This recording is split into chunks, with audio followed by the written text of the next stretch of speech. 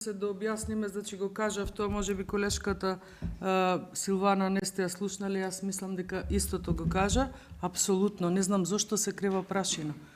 Може би треба се запрашаме дали меѓутоа навистина не сакам да навлегувам во оваа тема, дали на студентите кои што се од македонска етничка припадност на универзитетот во Тетово комплетно им е овозможена не само полагање, настава, или ја слушаат наставата на албански, а добиваат материјали на македонски. Но тоа прашање еве не сме го отварале, затоа што не ни е целта овде да се зафаќаме колешке на етничка основа. Дај Боже, на уписна година да се пријават многу студенти, без разлика на која етничка припадност припаѓаат, без разлика дали се од Скопје, од Кичево, од исток, од запад. Нека има студенти, да добиеме квалитетни, образовани медицински сестри, кои што ќе ни го подигнат здравството и здравствените услуги.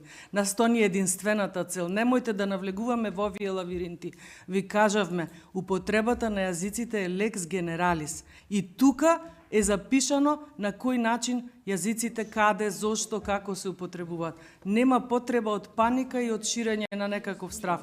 Доколку има студенти кои што ќе побараат да се запишат на овој факултет новоотворен, секако дека ќе им биде овозможена настава на нивниот мајчин јазик. Благодарам.